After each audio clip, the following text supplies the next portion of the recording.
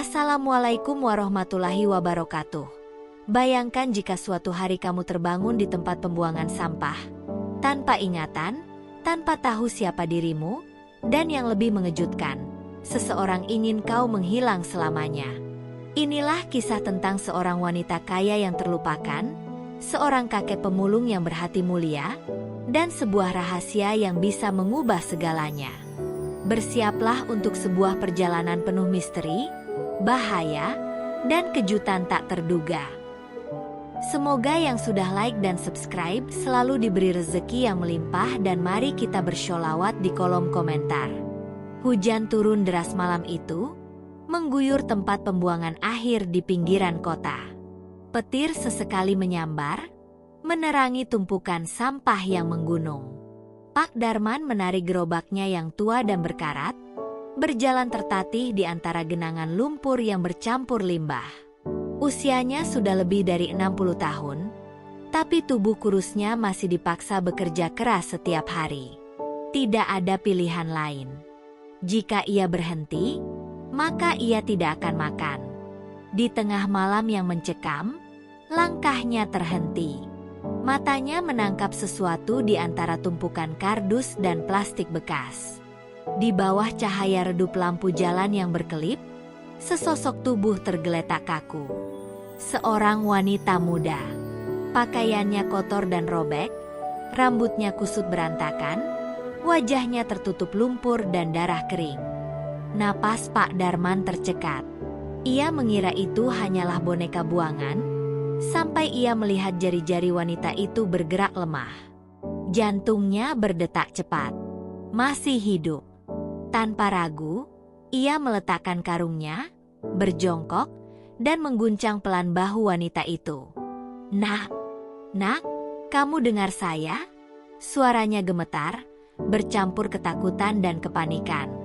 Wanita itu tidak merespons. Napasnya dangkal, tubuhnya terasa dingin saat disentuh. Jika dibiarkan, dia bisa mati di sini. Pak Darman menoleh ke kanan dan kiri, memastikan tidak ada orang lain di sekitar.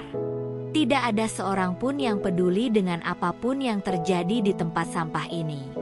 Dengan sisa tenaga yang dimilikinya, ia mengangkat tubuh wanita itu, membaringkannya di atas gerobaknya, lalu menutupi tubuh lemah itu dengan kain kumal yang biasa ia gunakan sebagai alas tidur. Hujan masih turun deras, seolah ingin menghapus jejak kejadian malam itu. Sepanjang perjalanan pulang, pikirannya kacau. Siapa wanita ini? Mengapa ia tergeletak di antara sampah? Apakah seseorang telah membuangnya di sini?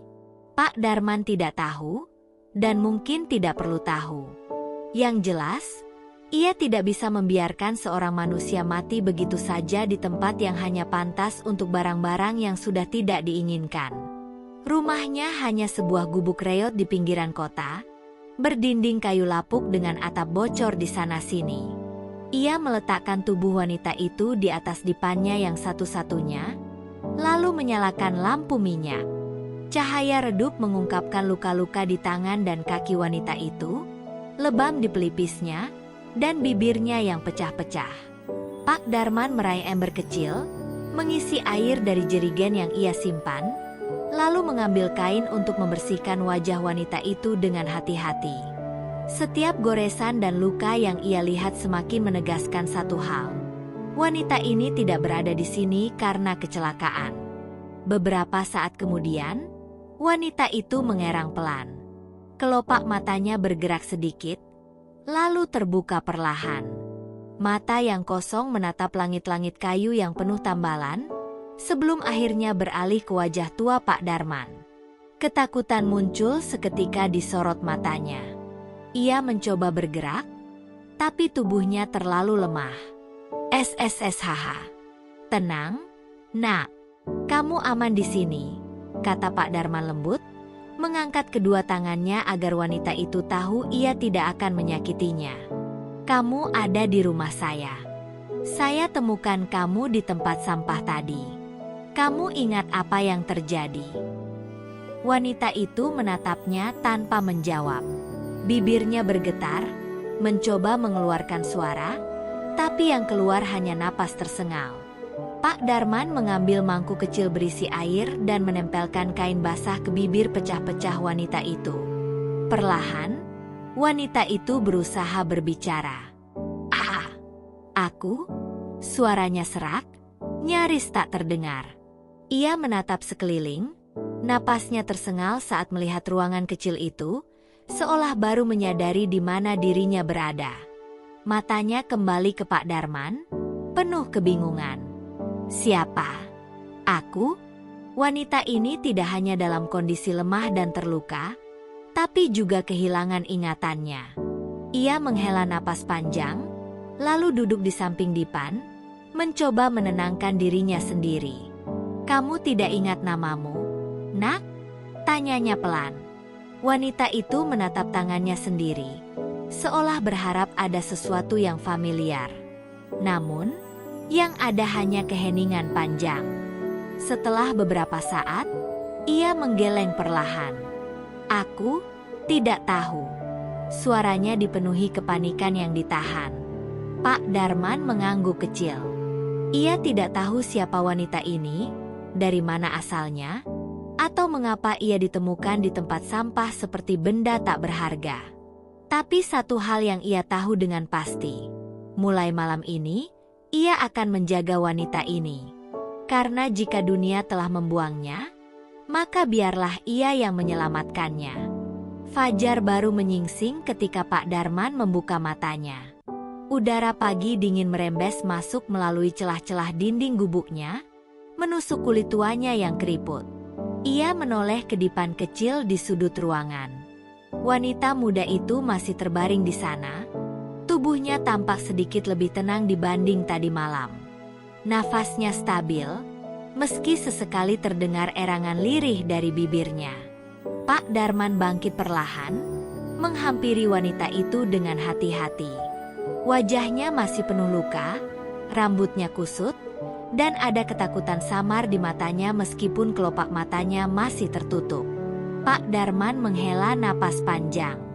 Ia tak tahu siapa wanita ini, tak tahu dari mana asalnya, dan yang lebih penting, tak tahu apakah ia sedang dalam bahaya. Jika seseorang berniat mencelakainya dan menyangka wanita itu telah mati, maka bisa saja orang itu datang mencarinya. Pikiran itu membuat jantungnya berdetak lebih cepat. Tapi di sisi lain, bagaimana mungkin ia bisa meninggalkan wanita ini dalam keadaan seperti ini? Hatinya tidak sanggup. Setelah melihat kondisinya semalam, perlahan, wanita itu mulai menggeliat. Kelopak matanya berkedip beberapa kali sebelum akhirnya terbuka sepenuhnya. Matanya menatap langit gubuk yang penuh tambalan, lalu beralih ke wajah Pak Darman yang menatapnya dengan penuh perhatian. Seketika tubuhnya menegang, sorot matanya menunjukkan ketakutan yang tak bisa disembunyikan. Tangannya berusaha bergerak, tapi lemah. Ia menggigit bibirnya sendiri, seolah mencoba memahami di mana dirinya berada. "Tenang, nak. Kamu aman di sini." Suara Pak Darman lembut, berusaha menenangkan wanita itu. Ia tahu, bangun dalam keadaan asing seperti ini pasti menakutkan. "Kamu ingat sesuatu?" tanyanya hati-hati. Wanita itu terdiam lama sebelum akhirnya menggeleng pelan. Matanya berkaca-kaca. Aku tidak tahu." Suaranya lirih, hampir seperti bisikan. Ia menatap tangannya sendiri, jemarinya bergerak perlahan, mencoba merasakan sesuatu yang familiar. Namun, yang ada hanya kekosongan yang membuat dadanya semakin sesak. Ia mencoba berpikir lebih keras. Tapi semakin ia memaksa, semakin kepalanya berdenyut sakit. Ia mengerang pelan, menutup matanya sambil menggigit bibir bawahnya untuk menahan rasa sakit yang mendadak menusuk pikirannya. Pak Darman menghela napas berat. Ia sudah menduganya. Wanita ini tidak hanya kehilangan kekuatannya, tapi juga ingatannya. Sebuah kombinasi yang buruk. Ia mengambil segelas air yang tadi sempat ia tuang dari kendi kecil di sudut ruangan. "Minumlah dulu." katanya, menyodorkan gelas itu. Wanita itu ragu sejenak, tapi akhirnya menerima gelas dengan tangan gemetar.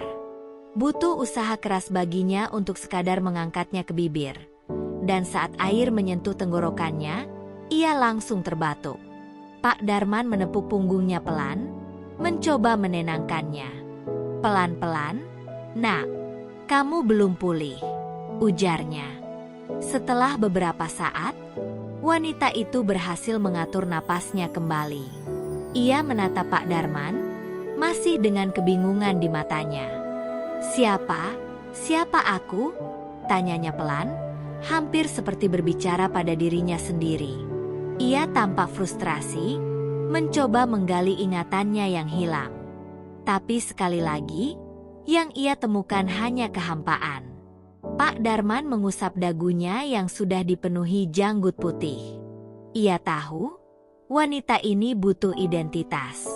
Sebuah nama, setidaknya, agar ia tidak merasa seperti hantu tanpa masa lalu.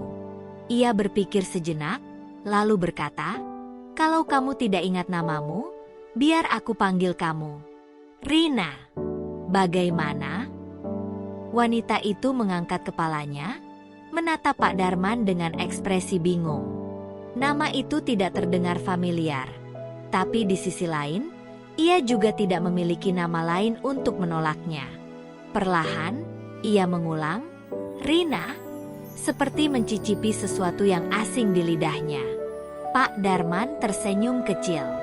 "Ya, sampai kamu ingat nama aslimu, aku akan memanggilmu begitu." Hari itu berjalan lambat. Rina terlalu lemah untuk banyak bergerak, jadi Pak Darman membiarkannya beristirahat. Sementara itu, ia sendiri pergi keluar, mencari makanan seadanya. Ia hanya memiliki beberapa butir nasi yang tersisa, ditambah dengan sayur kangkung yang ia pungut dari pinggiran sungai kemarin. Makanan yang sederhana, bahkan jauh dari kata layak. Tapi itu satu-satunya yang bisa ia berikan untuk wanita itu. Ketika ia kembali, Rina masih duduk diam di tempat tidur, memandangi tangannya sendiri seperti mencoba mencari petunjuk di sana. Pak Darman duduk di sampingnya, menyodorkan sepiring nasi dan kangkung. "Makanlah dulu, Nak, kamu butuh tenaga." Rina ragu sejenak, tapi akhirnya menerima piring itu. Dengan tangan gemetar, ia mengambil satu suapan kecil dan memasukkannya ke dalam mulut. Matanya berkaca-kaca saat ia mengunyah pelan. Mungkin karena kelelahan, atau mungkin karena makanan sederhana itu terasa begitu asing baginya. Tapi ia tetap makan, sesuap demi sesuap, meski tidak banyak. Setelah selesai makan, Rina menatap Pak Darman dalam diam. "Terima kasih," katanya lirih. Ada ketulusan di suaranya. Pak Darman tersenyum kecil, mengangguk. Hari itu, untuk pertama kalinya dalam waktu yang lama, Pak Darman tidak merasa sendirian. Hari-hari berlalu dengan perlahan. Rina masih tinggal bersama Pak Darman di gubuk kecilnya, mencoba menerima kenyataan bahwa ia tidak memiliki ingatan tentang dirinya sendiri.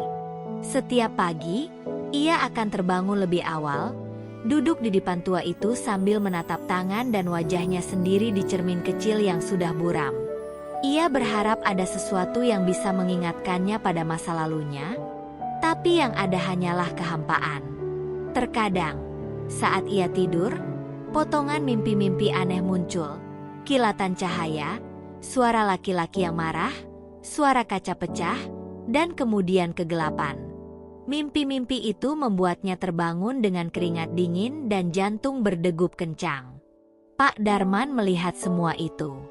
Ia melihat bagaimana Rina sering termenung, memegang kepalanya yang terkadang terasa nyeri saat mencoba mengingat sesuatu. Namun, ia tidak pernah mendesak. Ia tahu bahwa beberapa luka tidak bisa dipaksakan untuk sembuh dalam sekejap. Yang bisa ia lakukan hanyalah memastikan bahwa wanita itu memiliki makanan untuk dimakan dan tempat berteduh setiap malam. Namun, ada sesuatu yang mulai mengusik pikirannya. Beberapa hari yang lalu, ketika ia pergi ke pasar untuk menjual barang-barang bekas, ia mendengar kabar dari orang-orang. Seorang wanita muda dari keluarga kaya menghilang secara misterius. Namanya disebut-sebut dalam percakapan para pedagang. Wajahnya muncul di koran lusuh yang dilemparkan di pinggir jalan.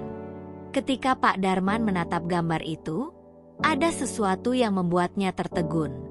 Wajah di koran itu mirip dengan Rina. Sejak saat itu, ia terus memikirkan kemungkinan tersebut. Apakah mungkin wanita yang ia temukan di tempat sampah adalah wanita kaya yang disebut-sebut dalam berita itu? Tapi jika benar, bagaimana bisa seseorang dari keluarga terpandang bisa berakhir dalam keadaan mengenaskan seperti itu? Dan jika Rina memang berasal dari keluarga kaya, mengapa belum ada yang menemukannya? Mengapa tidak ada yang mencari ke tempat-tempat kumuh seperti ini?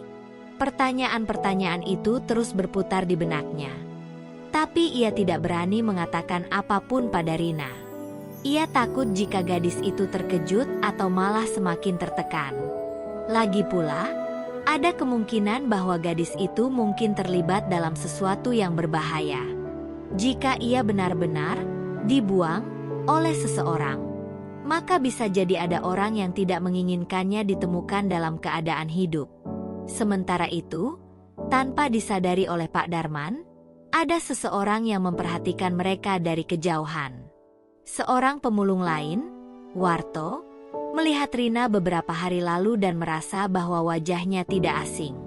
Pria itu dikenal sebagai orang yang selalu mencari keuntungan dari situasi apapun.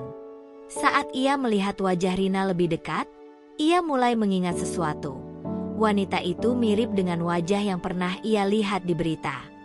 Diam-diam, Warto mencuri selembar koran dari tumpukan sampah dan membandingkannya dengan wajah Rina.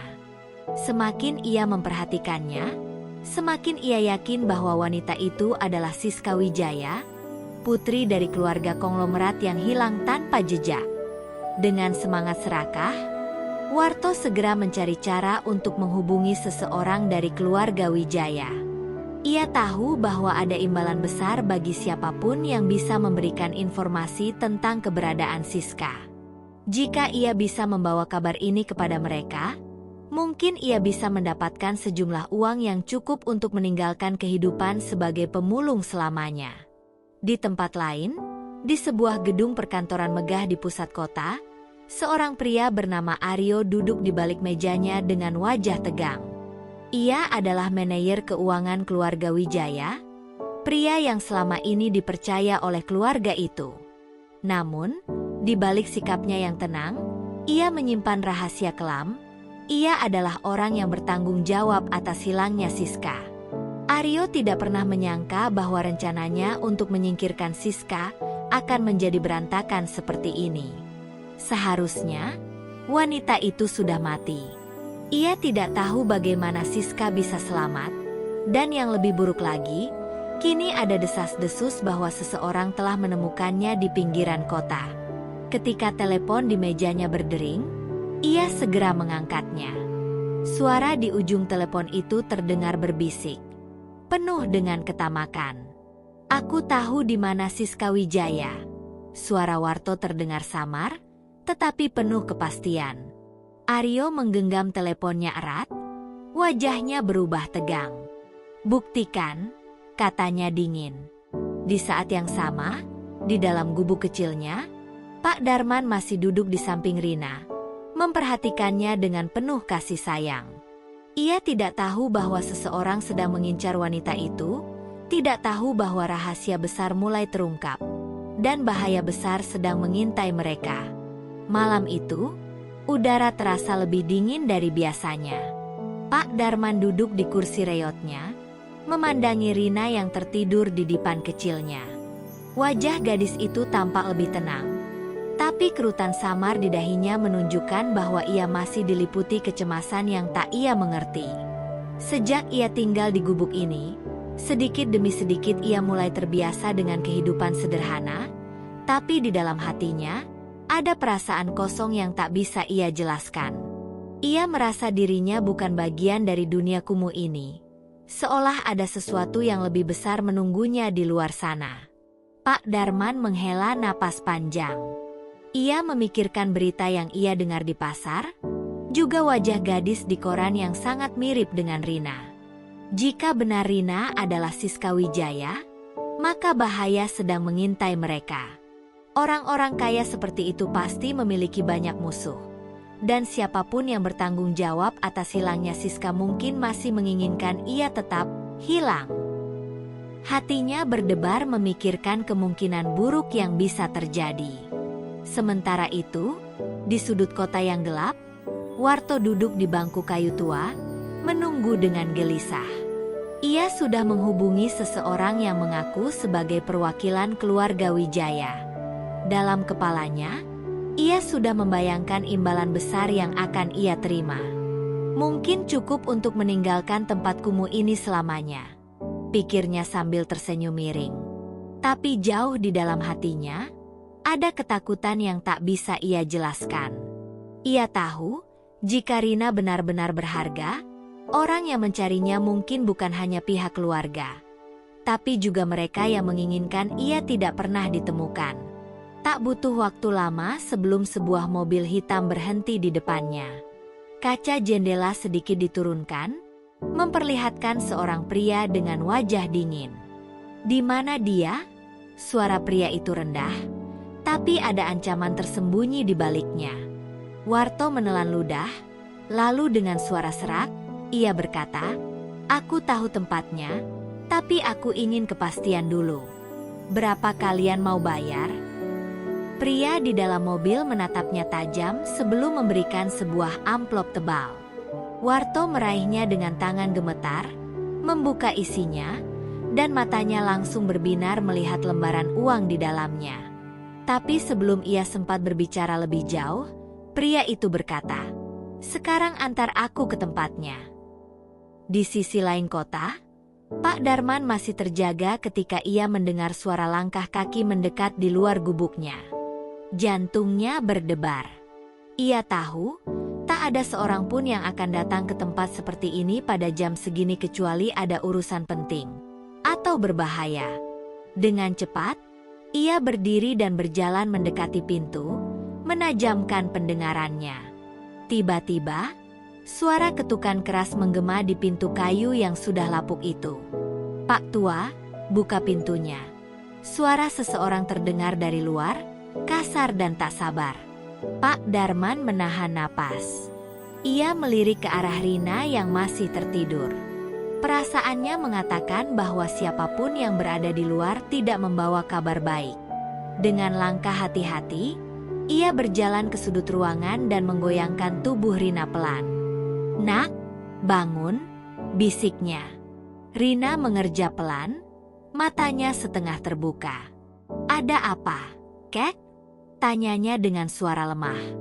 "Kita harus pergi sekarang," ujar Pak Darman dengan nada mendesak. Ia tak ingin menunggu lebih lama. Jika benar mereka datang untuk Rina, ia harus menyelamatkannya.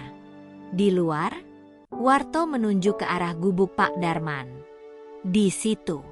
Aku lihat dia tinggal bersama pemulung tua itu," katanya. Pria dalam mobil mengangguk sebelum keluar, bersama dua orang bertubuh besar yang segera berjalan ke depan pintu gubuk. Tanpa membuang waktu, Pak Darman meraih tangan Rina dan membantunya berdiri. "Cepat, kita keluar lewat belakang," bisiknya. Dengan tubuh yang masih lemah, Rina mencoba mengikuti langkah Pak Darman. Mereka keluar melalui celah di dinding belakang yang sudah lama rapuh, lalu berlari sekencang yang mereka bisa ke arah gang sempit yang hanya bisa dilewati pejalan kaki. Saat pintu depan gubuk itu didobrak, mereka sudah jauh. Pria yang dipimpin oleh Aryo melangkah masuk dan melihat tempat tidur kecil yang kosong. Matanya menyipit penuh amarah. "Kemana mereka?" geramnya.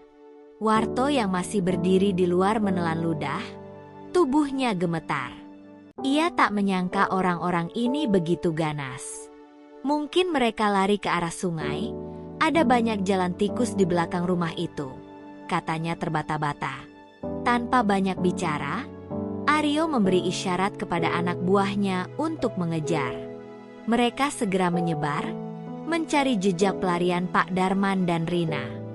Di tempat lain, Pak Darman dan Rina bersembunyi di balik tumpukan sampah di tepi sungai. Napas mereka terengah-engah, dada mereka naik turun cepat. Rina menatap Pak Darman dengan mata penuh kebingungan dan ketakutan. "Kek, siapa mereka? Kenapa mereka mengejar kita?" Suaranya bergetar. Pak Darman menatapnya dengan mata sendu. "Aku rasa, aku tahu siapa kamu sebenarnya, Nak," katanya lirih. "Dan aku rasa, kamu dalam bahaya besar." Rina terdiam. Ia menatap tangan gemetarannya, lalu ke arah gelapnya kota di sekeliling mereka. Malam ini, hidupnya berubah selamanya. Pak Darman dan Rina masih bersembunyi di balik tumpukan sampah di tepi sungai. Nafas mereka berat, tubuh mereka gemetar, bukan hanya karena kelelahan, tapi juga karena ketakutan yang semakin mencengkeram. Rina menggenggam lengan Pak Darman dengan erat, berusaha mencari ketenangan di tengah kepanikan yang melanda. Dalam benaknya, pertanyaan demi pertanyaan muncul tanpa jawaban. Siapa dirinya sebenarnya? Mengapa ada orang yang ingin menangkapnya? Dan yang paling menakutkan, apa yang telah terjadi dalam hidupnya sebelum ia kehilangan ingatan? Di kejauhan, suara langkah kaki dan teriakan samar terdengar. Orang-orang yang mengejar mereka masih mencari, menyusuri ganggang sempit dan sudut-sudut gelap kota. Pak Darman tahu mereka harus segera pergi dari tempat itu sebelum ditemukan. Dengan hati-hati, ia menatap sekitar, memastikan bahwa jalur mereka aman. "Kita harus bergerak sekarang, Nak," bisiknya. Rina mengangguk meski tubuhnya masih lemah. Dengan susah payah, ia berdiri, mengikuti Pak Darman yang mulai berjalan merunduk di antara tumpukan sampah dan puing-puing bekas bangunan. Sungai di belakang mereka mengalir lambat, berwarna gelap dan penuh sampah. Jika mereka tidak menemukan tempat yang lebih aman, kemungkinan besar mereka akan tertangkap dalam waktu singkat. Pak Darman memutuskan untuk menuju ke rumah seorang kenalannya, seorang pemulung tua bernama Bulastri yang tinggal di pinggiran kota. Ia berharap wanita itu bisa membantu mereka untuk sementara waktu. Dengan langkah hati-hati, mereka menyusuri jalan setapak yang jarang dilalui orang, berharap tidak menarik perhatian siapapun. Setiap suara kecil membuat mereka terlonjak. Setiap bayangan membuat mereka membayangkan sosok-sosok yang mengejar. Sementara itu, di tempat lain, Aryo masih berdiri di depan gubuk Pak Darman yang kini kosong. Matanya menyipit penuh kemarahan. Ia tidak menyangka pemulung tua itu bisa bergerak secepat ini. Ia berbalik, menatap Warto dengan dingin. "Kau yakin dia ada di sini tadi?" tanyanya dengan suara rendah namun penuh ancaman. Warto mengangguk cepat, tubuhnya berkeringat dingin. Aku yakin. Mereka ada di sini sebelum kalian datang." Suaranya bergetar, takut jika pria di depannya tiba-tiba memutuskan untuk menyingkirkannya. Aryo menghela napas kasar. Ia tidak boleh gagal. Jika Siska benar-benar masih hidup, itu berarti posisinya dalam keluarga Wijaya berada dalam bahaya besar. Ia telah mengkhianati kepercayaan mereka, dan jika Siska kembali, seluruh rencananya akan berantakan. Ia memberi isyarat kepada anak buahnya untuk terus mencari. "Sebar orang di setiap sudut kota. Aku ingin mereka ditemukan sebelum pagi," perintahnya dingin. Di tempat lain, Rina dan Pak Darman akhirnya tiba di rumah Bulastri. Wanita tua itu menyambut mereka dengan heran, melihat keadaan Rina yang lusuh dan wajah Pak Darman yang penuh kekhawatiran. "Ada apa ini, Darman?" tanyanya, menatap keduanya dengan curiga. Pak Darman tidak langsung menjawab. Ia menarik napas dalam-dalam, lalu berkata pelan, "Kami butuh tempat bersembunyi. Las, ada orang yang mengejar gadis ini." Bu Lastri menatap Rina lebih lama, lalu wajahnya berubah sedikit tegang. "Kau sadar siapa gadis ini, Darman?" bisiknya. "Aku pernah melihat wajahnya di berita." Rina menegang. "Aku siapa sebenarnya, Bu?" tanyanya dengan suara lemah. Bu Lastri ragu-ragu sebelum menjawab, "Namamu Siska Wijaya. Kau putri dari salah satu keluarga paling kaya di kota ini. Tapi beberapa bulan lalu, kau menghilang secara misterius, dan banyak yang mengira kau sudah mati." Darah Rina seakan membeku mendengar kata-kata itu. Tubuhnya melemah, ia hampir jatuh jika saja Pak Darman tidak segera menangkapnya. Seluruh kepingan mimpi buruknya, potongan ingatan yang samar, kini terasa lebih masuk akal. Tapi jika benar ia berasal dari keluarga kaya, mengapa ia berakhir di tempat pembuangan sampah? Dan siapa yang ingin ia menghilang? Sementara itu, di luar sana, bahaya masih mengintai. Dan waktu mereka semakin sedikit. Rina masih terduduk lemas di lantai rumah Bu Lastri. Kata-kata wanita tua itu terus terngiang di kepalanya. Siska Wijaya. Nama itu terdengar asing, tetapi sekaligus begitu akrab.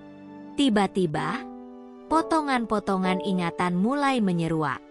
Suara-suara samar, tawa seseorang, ruang besar yang dipenuhi cahaya, lalu berubah menjadi teriakan, kaca pecah, dan tangan-tangan kasar yang menariknya ke dalam kegelapan.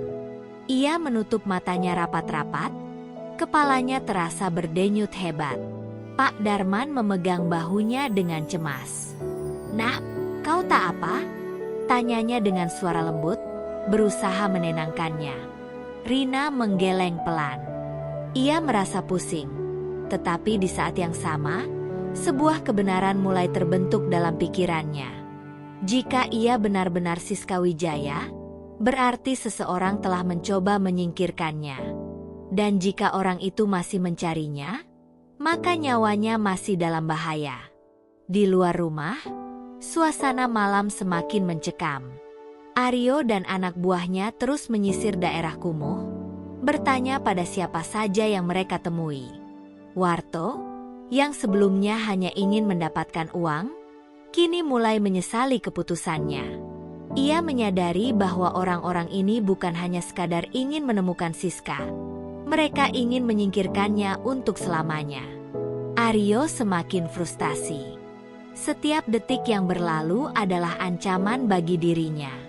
Jika Siska kembali ke keluarganya, maka kebusukannya akan terbongkar. Ia adalah dalang di balik penculikan Siska, yang bekerja sama dengan orang-orang dalam perusahaan untuk menyingkirkan pewaris sah keluarga Wijaya.